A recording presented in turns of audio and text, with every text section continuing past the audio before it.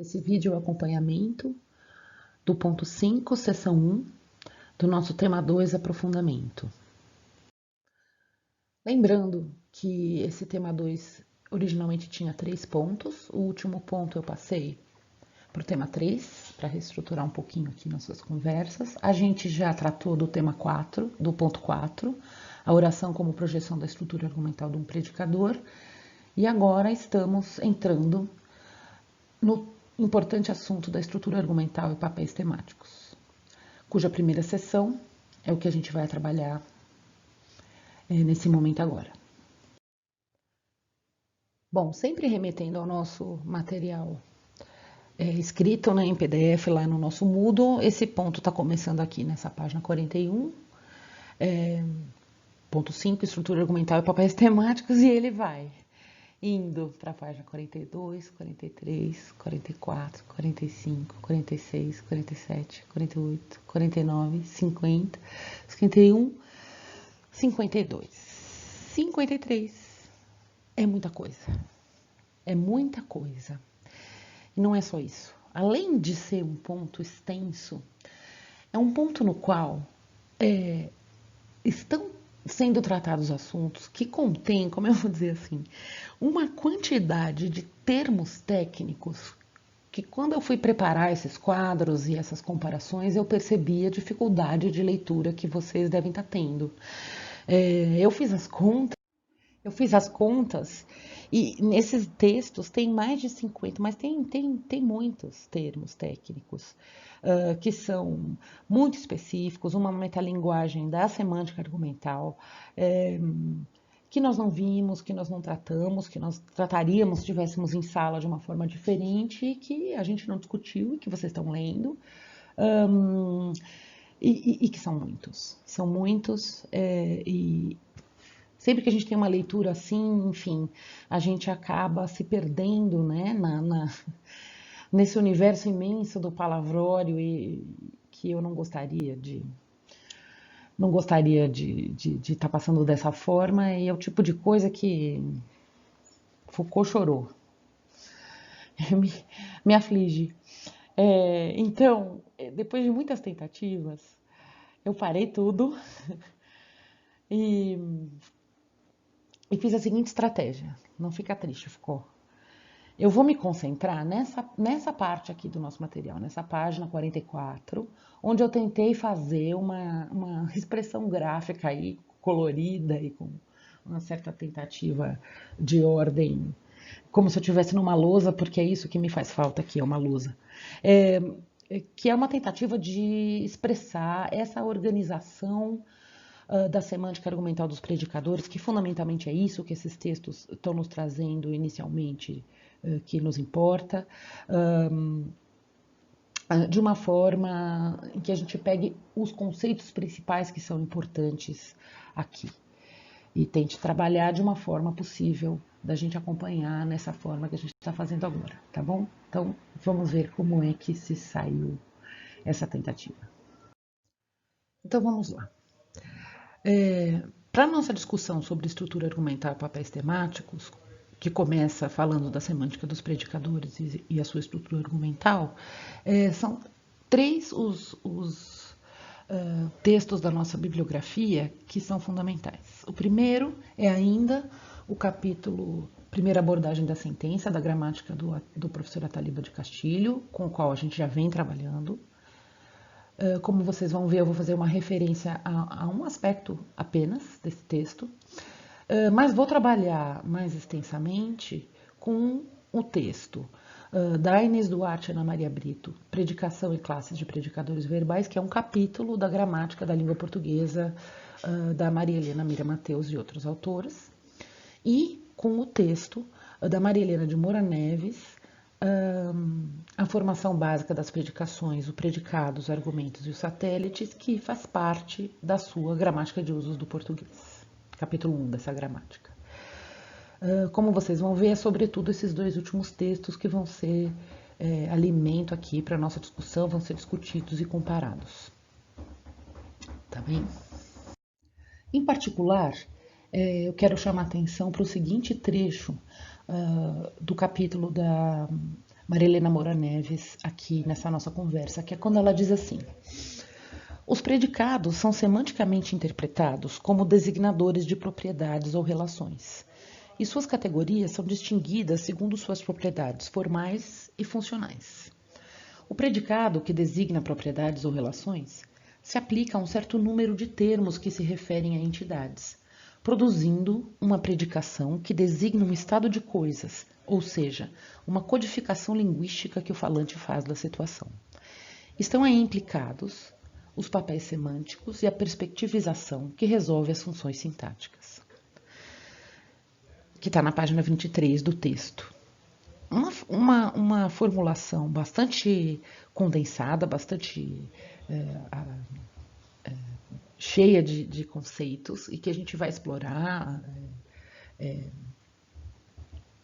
acredito que em diversas conversas nossas, mas eu queria chamar atenção para isso que está aí destacado no texto, que é a preocupação da autora de nos lembrar que a predicação, sobre o que a gente já conversou bastante, ela, antes de tudo, é importante lembrar que ela é uma designação de um estado de coisas, mas nesse sentido de ser uma codificação linguística do estado de coisas, né? A gente já conversou sobre isso, mas vocês vão ver a seguir como isso vai ser importante, inclusive para vocês entenderem como que a autora organiza esse capítulo da gramática dela, partindo da semântica dos predicadores verbais para chegar numa classificação dos tipos de predicação, que é o que nos interessa bastante aqui. Então, esse eu acho que é um pedacinho do texto da Maria Helena Moura Neves que deixa isso particularmente claro. Se vocês observarem bem, vocês verão que esse outro trecho do segundo texto que nos importa aqui, que é o texto da Inês Duarte e Ana Maria Brito, as autoras estão falando alguma coisa bastante semelhante, apesar delas partirem de um ponto de vista diferente, chamando atenção para o fato aqui que a gramática da professora Maria Helena é uma gramática com a perspectiva funcional e a gramática da qual a gente está tirando esse capítulo da Inês Duarte é uma gramática de uma perspectiva formal. No entanto, vejam como aqui os textos de certo modo coincidem quando a Inês Duarte e a Ana Maria Brito nos dizem assim: apesar da sua variedade formal, todos os enunciados se caracterizam por terem significância informacional, isso é, em todos eles se estabelecem relações sistemáticas entre formas linguísticas e objetos do mundo extralinguístico. Já nessa primeira sentença, deixa eu interromper aqui minha leitura, vocês veem como há uma comunicação grande com o que a gente acabou de ler da Maria Helena. Prosseguindo nas palavras das autoras. Quando os enunciados assumem a forma de frases declarativas, afirmativas ou negativas, os falantes descrevem estados de coisas, situações ou eventualidades no sentido genérico, relativos a um dado universo de referência. Certas frases não têm valor de verdade, não chegando a construir proposições, como acontece com frases interrogativas, imperativas, exclamativas, optativas. Mas em todas elas, se estabelecem relações entre elementos, se atribuem propriedades a entidades reais ou fictícias. Quer dizer, em todas as frases há, de um ou de outro modo, relações de predicação. Interrompo aqui para vocês notarem como essas autoras também estão fazendo uma ponte entre o estado de coisas, vamos dizer assim, ou seja, o estado de coisas no mundo, e um recorte linguístico que está ali expresso na predicação. Tem uma nota que vem nesse ponto do texto em que as autoras remetem à questão das configurações sintáticas que regulam as relações de predicação, e nós vamos voltar a isso depois. Mas prosseguindo aqui no corpo do texto, predicar é, pois, atribuir propriedades a entidades ou estabelecer relações entre entidades.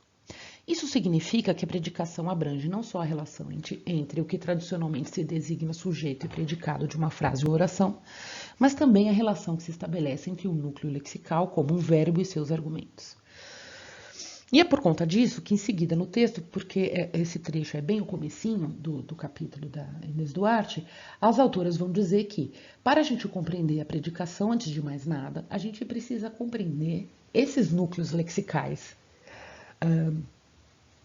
que são palavras predicadoras, dando privilégio no seu texto ao núcleo lexical verbal, né? Ao verbo como palavra predicadora, como a gente também vai fazer aqui. Então, sem nos aprofundarmos muito aqui nessas duas citações, eu só queria chamar a atenção que elas encabeçam esse ponto, porque elas são explicitações boas do que cada uma das autoras está fazendo nos capítulos que a gente explora aqui, e nós vamos nos guiar por elas. Bom, logo em seguida ao destaque desses dois trechos que eu acabei de ler, de cada um dos textos mais importantes aqui para a nossa discussão, vocês vão encontrar dois quadros, né, comparativos do que cada texto fala sobre a semântica aspectual dos predicadores e a classificação semântica dos verbos. No primeiro quadro, vocês têm de um lado os tipos de situações e tipologia aspectual dos verbos proposta por Inês Duarte e Ana Maria Brito, e do outro lado, a subclassificação das predicações com integração de componentes proposta pela Maria Helena Moura Neves, e logo em seguida um novo quadro comparativo com a classificação semântica dos verbos que a gente pode inferir desse mesmo capítulo de Duarte e Brito, e a subclassificação semântica dos verbos proposta e sistematizada pela Maria Helena Moura Neves no seu capítulo.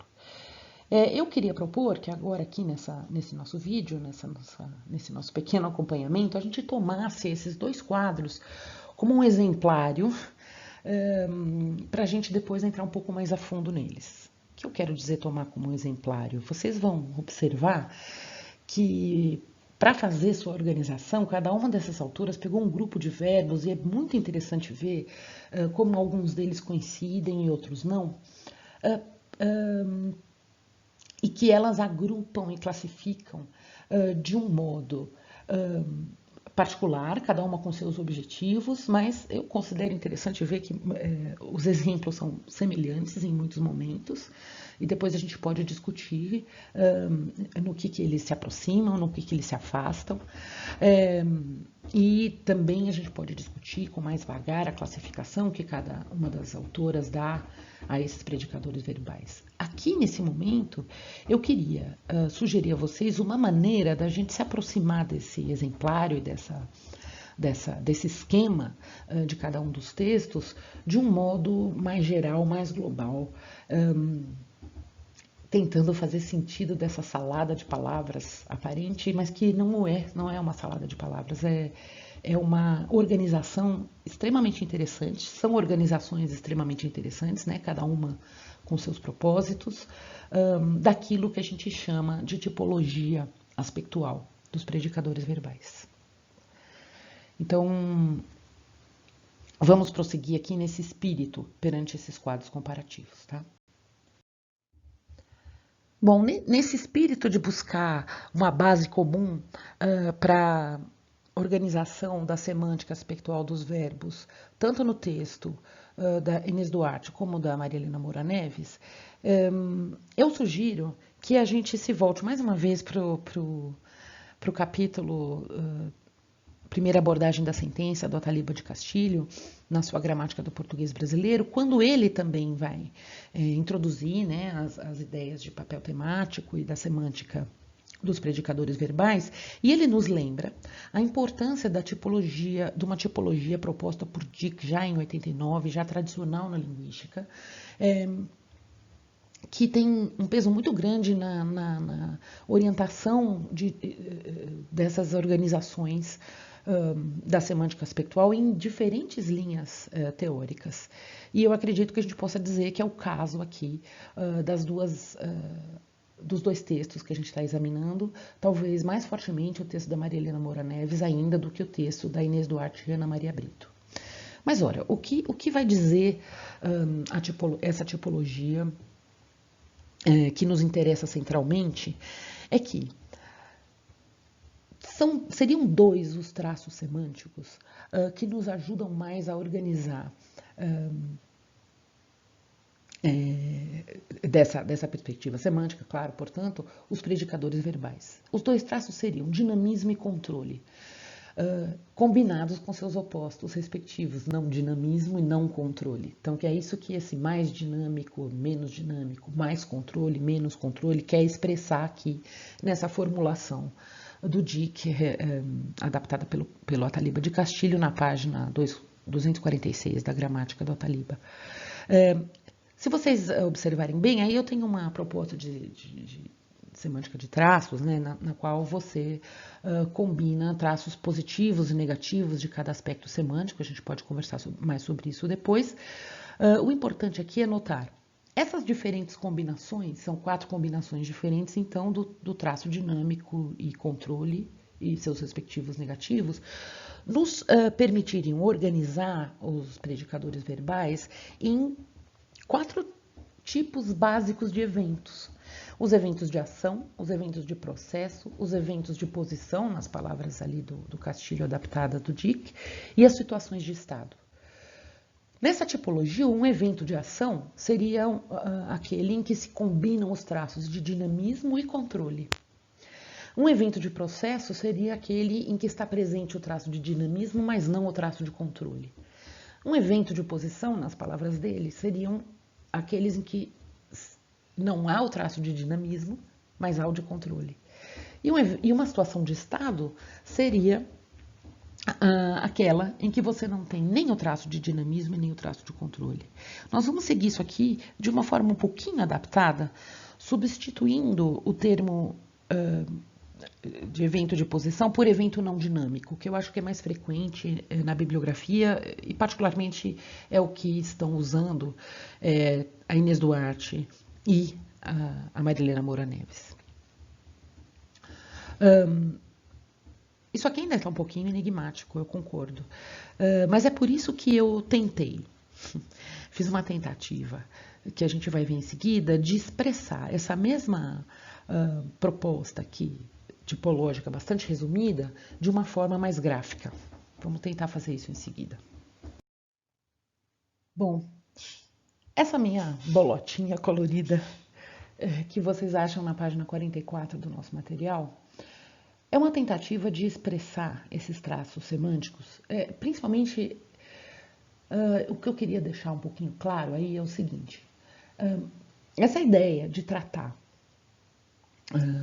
de traços é uma tentativa da linguística sempre de deixar claro que na semântica você tem sempre uma gradação. Então, quando você diz que um evento é não dinâmico, ou seja, não tem traço de dinamismo, e um evento é dinâmico, quando a gente faz um exemplo disso e discute isso, vamos dizer assim, tenta ser didático ao discutir isso, a gente sempre trata dos casos extremos, né? Um evento muito prototipicamente não dinâmico contrastado com um evento muito prototipicamente dinâmico, ou seja, em que não há movimento e em que há movimento com muita clareza. Porém, não é assim que funciona a semântica. A semântica é gradual. É um pouco isso que essa gradação de cores aí está tentando expressar. Ora, entre o menos dinâmico absoluto e o mais dinâmico absoluto, você terá gradações, que eu estou tentando expressar com essa gradação de cores. Depois eu vou tentar dar exemplos também, mas agora é só para a gente conceitualmente entender que os traços, né, se combinam, mas eles formam espectros do menor movimento possível para o maior movimento possível. E além disso, na tipologia discutida aqui, sobrepõe-se a essa questão do dinamismo ou não dinamismo uma outra categoria semântica, que seria, vamos dizer assim, independente, né, em certo ponto de vista, do fato de haver ou não movimento, mas que se sobrepõe a isso, e é isso que eu tento expressar aqui, que é o controle ou não controle de um participante sobre esse evento dinâmico ou não dinâmico. Então é por isso que a gente fica com um quadrante, estão vendo? Isso que eu tentei expressar aqui. em que você combina, na realidade, duas ordens de traço, né?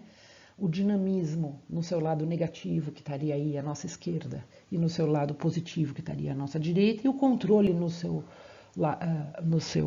aspecto positivo, que estaria acima, e negativo, que estaria abaixo. Combinando esses quatro traços dessa forma, você teria como se fossem quadrantes, para a gente organizar semanticamente os eventos.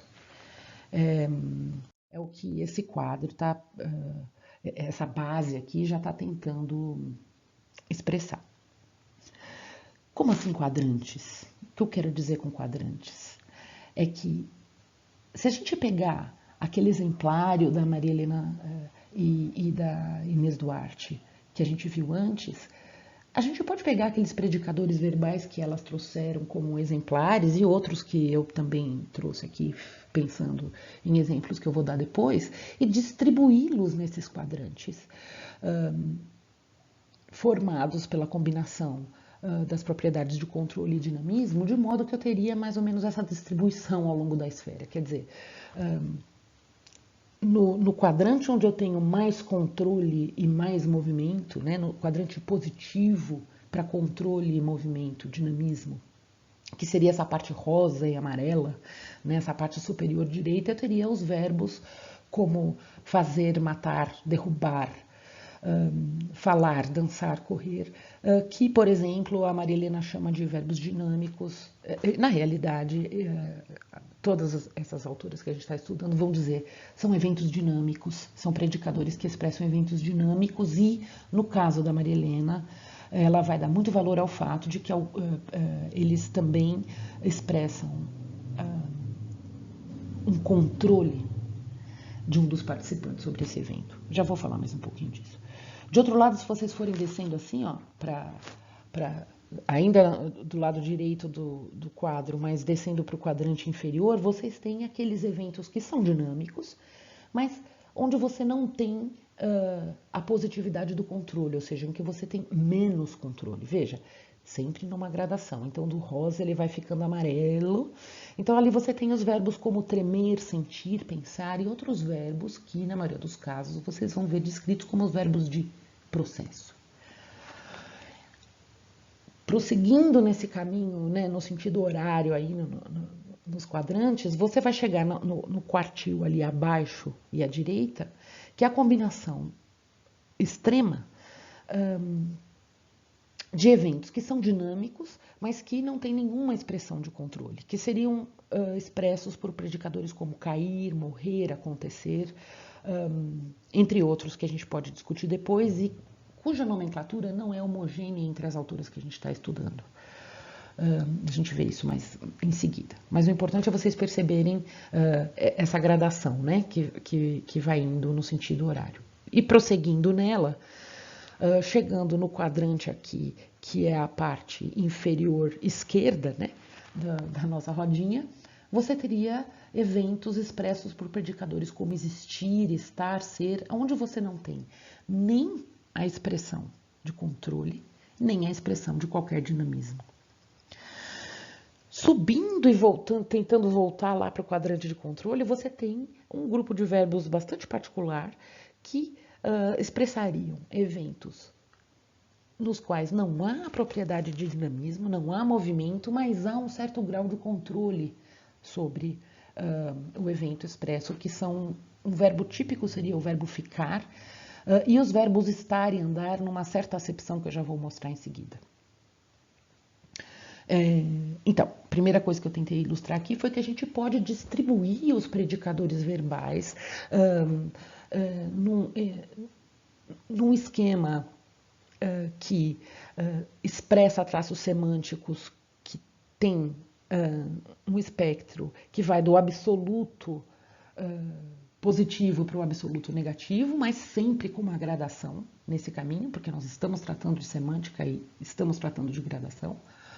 E se a gente combinar tipologicamente esses traços semânticos, a gente vai formar quadrantes nos quais a gente pode distribuir conceitualmente, vamos dizer assim, os predicadores verbais e formar, assim, uma tipologia dos predicadores verbais, que é o que estão tentando fazer os textos que a gente está lendo, né?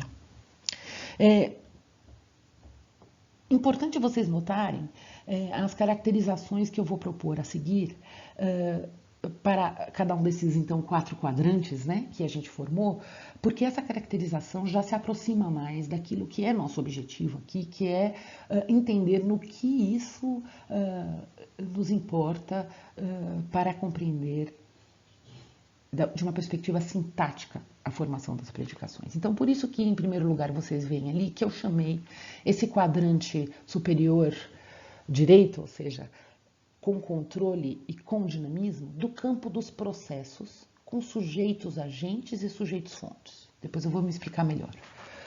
E chamei esse campo intermediário ali, que está no meio ali da minha manifestação gráfica, mas que que tem uma semântica de extremo dinamismo, ou seja, são dinâmicos, têm movimento, mas estão caminhando para o quadrante inferior quanto ao controle, eu chamei de campo dos processos com sujeitos experienciadores. E já vou explicar o que isso quer expressar. Caminhando mais para baixo, ali no verdinho, né, eu teria o campo dos processos e dos sujeitos pacientes, porque eu ainda tenho movimento, mas eu não estou expressando nenhum controle. Caminhando ainda no sentido horário, eu teria o campo dos estados com sujeito-tema. Então, a coisa mais importante é vocês perceberem que eu já não estou mais no campo dos processos. Por quê? Não estou mais no quadrante do dinamismo, não há movimento. E prosseguindo, para fechar o nosso reloginho, eu teria o campo dos eventos não dinâmicos com sujeito-tema. Então, eles têm em comum com o campo dos estados com sujeito-tema o fato de que não há movimento. Mas eles têm de diferente o fato de que há algum controle sobre o evento expressado. Né? Então, essa minha nomenclatura se justifica porque o nosso objetivo aqui é sintático, então eu estou tentando puxar já para esse lado. Mas eu preciso explicar isso um pouquinho melhor. Por exemplo, o que eu quero dizer com o campo dos processos, sujeitos agentes, sujeitos fontes, que eu vou explicar um pouco mais à frente, mas no momento só para fazer uma tipificação bem genérica, a gente pode dizer que esses processos com sujeitos agentes e fontes, ou seja, com sujeitos que têm algum grau de controle, são aqueles que são iniciados pelo sujeito. Em contraste, esses processos que eu estou chamando de processos com sujeitos experienciadores são aqueles que acontecem no sujeito, não são iniciados pelo sujeito. Os processos dos sujeitos pacientes são aqueles em que há um processo, mas esse processo afeta o sujeito.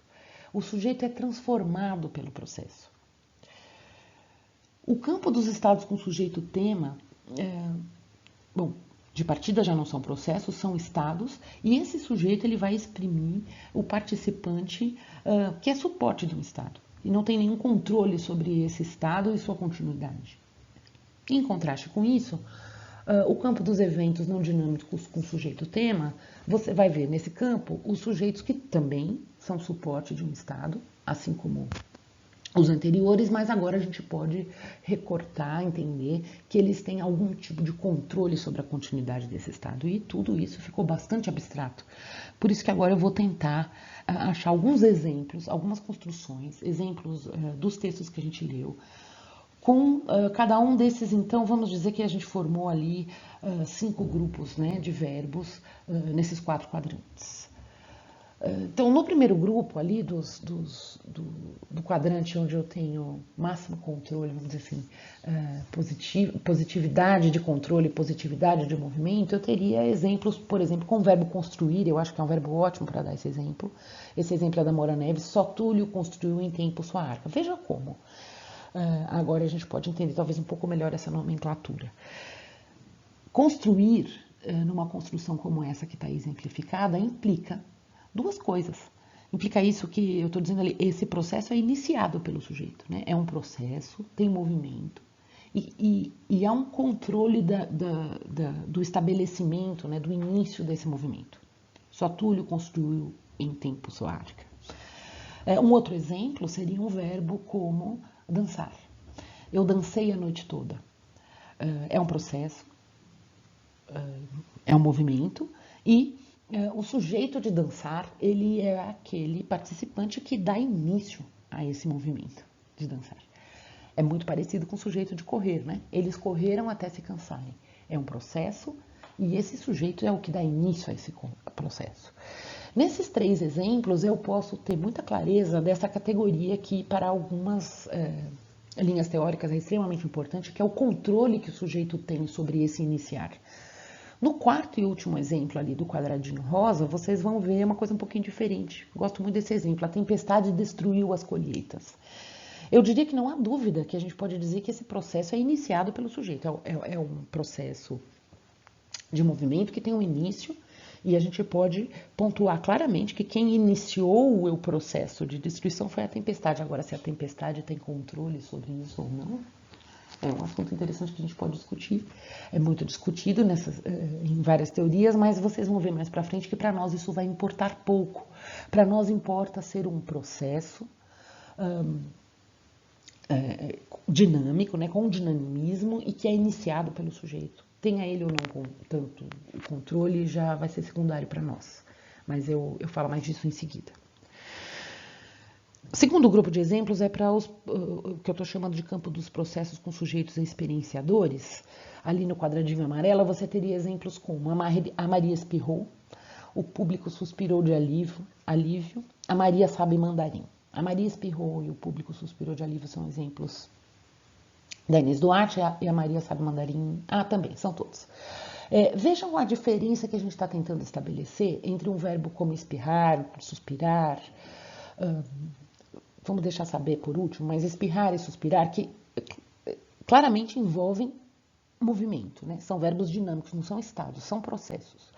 A diferença que a gente está marcando entre esse tipo de verbo e um verbo como dançar, correr, matar, é que a gente não vai dizer, pelo menos não vai dizer em teoria semântica, em teoria sintática, que esses processos são iniciados pelo sujeito, que são esses sujeitos que dão início. A gente vai dizer que esses processos acontecem para esses sujeitos, né? Depois a gente pode discutir isso um pouco quando a gente se encontrar. É como se acontecesse em você. Os exemplos espirrar, suspirrar são das autoras. Eu prefiro o exemplo tremer. Gosto muito do verbo tremer para expressar essa classe de predicadores. Alguém treme. Certamente é um processo dinâmico. Vejam, mas isso não é um processo que alguém inicia. É um processo que acontece para alguém, né? Então, esses verbos todos de coisas que acontecem no nosso corpo são bons para exemplificar esse quadrante aqui de um dinamismo com um tipo de sujeito diferente, um tipo de sujeito que não inicia esse processo, para quem o processo acontece nele, né? Por fim, digo, estando aqui na parte direita, né? No campo dos processos e dos sujeitos pacientes, eu traria exemplos como esses aqui da caixa verdinha, que são também das autoras. As flores murcharam no vaso, altos muros ruíram em silêncio e aconteceram coisas inacreditáveis. O que você tem aqui de diferente com relação, por exemplo, aos exemplos na caixinha amarela? Veja como é diferente. As flores murcharam, os muros ruíram, o público suspirou, a Maria espirrou. A diferença principal que a gente pode observar aqui, que é o que está se recortando nessas teorias, é que em As Flores Murcharam acontece alguma coisa para as flores e elas mudam de estado. Elas são afetadas, transformadas. Os muros ruíram, são afetados, transformados. Em A Maria espirrou e o público suspirou, você não tem isso. Então, existe até uma paráfrase, um teste para ver esse tipo de semântica, mas que eu discuto com vocês mais à frente, quer dizer, as flores murcharam e ficaram murchas. Mas a Maria espirrou e ficou espirrada, é muito esquisito, né? Porque a Maria não é afetada, não muda de estado pelo processo espirrar, da mesma forma que as flores são afetadas, mudam de estado pelo processo murchar. Então essa é a diferença principal entre esses verbos da caixinha amarela e da caixinha verde, né? Os verbos de processo em que o processo acontece no sujeito e os verbos de processo em que o processo acontece para o sujeito. Eu insisto bastante nessa diferença, a gente vai voltar a ela, porque ela é uma diferença que tem consequências sintáticas extremamente importantes. Né?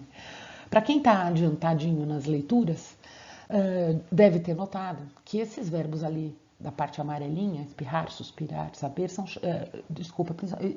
espirrar e suspirar, são os chamados verbos inergativos, enquanto murchar e ruir são os chamados verbos inacusativos. A diferença sintática do comportamento sintático deles é muito grande. Então, por isso essa diferença é importante para nós. Prosseguindo no nosso quadrante aqui no sentido horário, no campo dos estados com sujeito tema, eu traria os seguintes exemplos das autoras. Os fantasmas não existem, o livro está na última estante. Isso é muito complicado. O que eu teria aqui? Vamos no livro está na última estante. Bom, todos são bons. A primeira coisa a notar é que eu não estou exprimindo processos, eu estou descrevendo estados de coisas. Não há movimento, é menos dinâmico. Além do mais, e aqui eu estou naquele extremo da não aplicabilidade de nenhum dos dois traços semânticos, né? Não tem dinamismo e não tem nenhum controle. Né? Então, esses sujeitos são, como a gente tenta expressar, suportes do Estado e não tem controle sobre essa continuidade. O verbo existir é um bom exemplo e o verbo estar nessa acepção, nesse uso que está aí, o livro está na última instante, é também um bom exemplo, mas é claro, o verbo menos dinâmico e menos controle em termos da sua semântica, as predicações, desculpe, com menos controle e menos dinamismo, mais prototípicas são do tipo, isso é muito complicado. Só que como a gente vai ver mais à frente, essas predicações são tão especiais que a gente vai dizer que quem está predicando não é nem o verbo ser aí, e sim o adjetivo. Complicado. A gente vai ver isso mais pra frente. De qualquer modo, isso é um estado sem controle, sem dinamismo. E por fim, chegando lá no campo dos eventos não dinâmicos com o sujeito tema fechando o nosso reloginho, eu teria exemplos como o rei está em pé ao lado do trono. É um exemplo do texto da Moura Neves. O Museu do Ar fica em Alverca e a Maria anda triste, que são exemplos da Inês Duarte. Eu confesso a vocês que eu considero essa categoria um pouquinho complexa e controversa, porque eu acho difícil determinar esse grau todo de controle que algumas das autoras verificam e nem acho que isso seja extremamente importante. Eu só deixei aí porque tem uma lógica aí, né? Eu tenho que fechar o quadrante e porque a Moura Neves, por exemplo, considera importante considerar, e o exemplo dela é o rei está em pé ao lado do trono, que isso é diferente do livro estar na estante, por exemplo. Porque esse sujeito tem controle sobre estar ali, ele pode sair. Eu não vou dar tanto valor a isso no que segue, tá bem? Mas era importante aqui fechar o quadrante. Então, com isso eu acho que eu tenho todos os exemplos e o quadrante construído. Uma última coisa importante, e isso talvez fique bem claro para vocês, não só a partir dos exemplos que a gente acabou de ver, mas se vocês voltarem ao texto da Maria Helena Moura Neves, é que existe uma relação interessante que a gente pode fazer entre essa organização, vamos dizer assim, dos predicadores nesses 4 quadrantes e a questão da transitividade, que a gente deixou lá para trás e que logo também a gente vai retomar. Se vocês observarem bem nos exemplos que a gente viu, no campo dos processos com sujeitos agentes e fontes, aqueles processos iniciados pelo sujeito, tende a aparecer no processo um outro participante que é o afetado pelo processo. No campo dos processos com sujeitos experienciadores, a gente também viu, no caso do exemplo João sabe mandarim, que eu posso ter um outro participante, que é aquilo que a gente vai dizer que é um participante tema, né, com um papel inerte, na verdade. E é bem interessante notar que são esses dois campos, ou seja, do quadrante ali superior direito e da extrema direita ali, dos processos com algum grau de controle e extremo movimento, e sem grau de controle, mas extremo movimento, são os quadrantes das predicações que envolvem verbos transitivos. Isso é bem interessante. No campo dos processos, ainda que são processos, né? Mas com sujeitos pacientes, como é o sujeito de cair, morrer e acontecer, você ainda está no campo você não está mais nesse campo da transitividade. Porque, na verdade, o afetado é esse único argumento. E esses verbos costumam ter um argumento só, né? Depois a gente volta a isso, mas eu quis chamar a atenção para a relação que essa organização semântica pode ter com a transitividade verbal também. Então, insistindo aqui no nosso objetivo, ao ler esses textos sobre a semântica dos predicadores, vamos lembrar, nosso objetivo aqui é entender a relação da semântica entre a semântica dos predicadores e a estrutura argumental dos predicadores. Então, é por isso que eu estou dizendo o seguinte ali no nosso texto para aula, que o ponto central aqui é notar que as propriedades de seleção semântica dos predicadores verbais fundam-se nas propriedades semânticas dos próprios predicadores, esquematizadas no que a gente viu até aqui, para a maioria dos autores. Nos dois textos centralizados aqui, a partir de suas perspectivas sobre a classificação semântica dos verbos predicadores, cada uma das autoras irá trabalhar com diferentes organizações dos predicadores quanto à expressão sintática dos argumentos. Então, de um lado, Moura Neves seguirá a subclassificação semântica como uma subclassificação segundo a transitividade, que é o que eu falei agora há pouco, né? É muito interessante ver como a classificação semântica tem suas consequências sobre a transitividade também, obviamente. E isso é o que está no quadro 3 do nosso material de aula, né? Então, essa classificação da Marilena Moura Neves segundo a transitividade envolve tanto aspectos ainda relativos à semântica verbal, como aspectos relativos à expressão formal dos argumentos, como a sua forma direta, preposicionada, oracional, etc. E o quadro 3 está tentando resumir isso para vocês. Já Duarte e Birito apresentam, né, em seguida àquela organização semântica, uma organização da grade argumental ainda mais fortemente ligada à sua apresentação das tipologias aspectuais, que é o outro quadro mais à frente no nosso material. Mas isso aqui que é o importante para nós. Ó. Nos dois casos, note-se como as autoras analisam os aspectos formais da expressão dos argumentos na oração, tecendo uma relação muito próxima entre esses aspectos formais e as suas análises sobre as propriedades semânticas dos predicadores. É isso que eu queria chamar bastante atenção aqui para vocês. Em particular, eu queria ressaltar como essa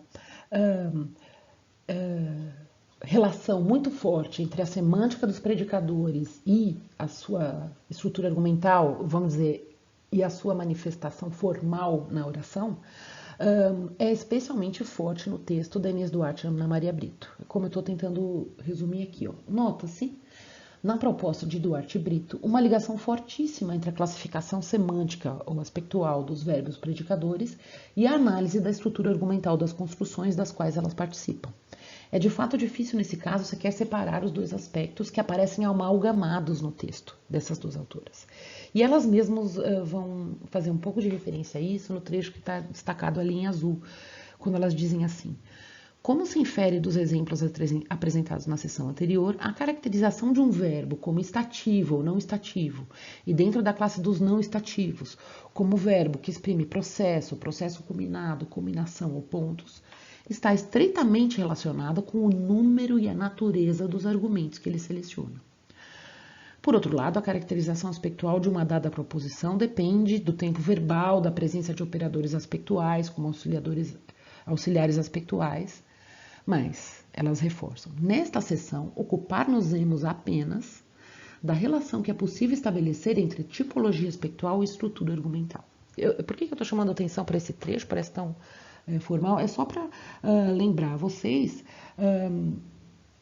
que nós sempre estamos diante de diferentes objetivos em cada texto, diferentes perspectivas teóricas, e que eu acho que esse trechinho da Inês Duarte e Ana Maria Brito exprimem bem qual é, vamos dizer assim, o recorte sintático da questão da semântica dos predicadores. A sintaxe importa bastante na semântica dos predicadores verbais. Aquele aqueles aspectos da semântica dos predicadores que estão intimamente relacionados com sua expressão argumental. Vamos ver em seguida por que isso é importante para nós. O que é legal a gente guardar disso tudo aqui para esse nosso ponto, e aí já chegamos nos aspectos que a gente vai ver numa próxima gravação, é que de tudo que foi dito nas duas autoras, nos dois textos, né? Porque um deles é de duas autoras. No texto da Duarte Brito, de um lado, e no texto da Maria Helena Moura Neves, do outro, nós, no que segue do nosso curso, vamos adotar de modo bastante próximo a proposta da Duarte e Ana Maria Brito. Porque nos interessa ali o que nisso tudo tem relevância para a projeção sintática das orações. Vamos lembrar, nosso objetivo aqui é entender a oração como projeção sintática das propriedades de predicação de um predicador, né? E por isso nós vamos seguir também o sistema de papéis temáticos dessas duas autoras, que é bem mais esquemático do que poderia ser, mas que contém tudo que nós precisamos para uma análise sintática. Essa proposta de Duarte Brito sobre um grupo mais importante de papéis temáticos para um trabalho na sintaxe, está lá no finalzinho do nosso material de aula e eu vou começar com ela um novo vídeo de acompanhamento, tá bem? Então, enquanto só está aí para vocês saberem que é isso que eu quero dizer quando eu falo que a gente não vai trabalhar numa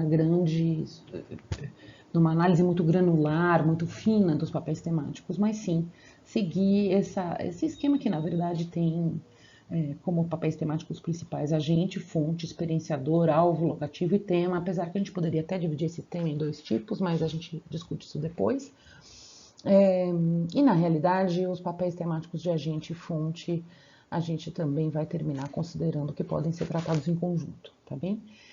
Mas isso aqui só para adiantar um ponto que o objetivo de um próximo vídeo, discutir melhor, tá bem? Bom, gente, essa foi minha tentativa de fazer com que todas aquelas palavras ressoantes, ecoantes e perturbantes, tantos termos técnicos que estão movimentados por esses dois textos que a gente está trabalhando agora, que são termos que vêm da área assim, de uma análise semântica, né, desses fenômenos de predicação.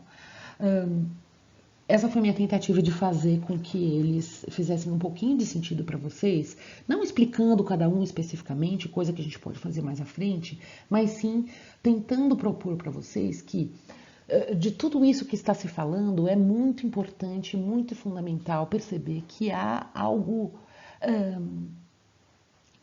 essencial, que é a importância que os autores dão a dois fatores, que são os traços semânticos de controle e dinamismo, tá?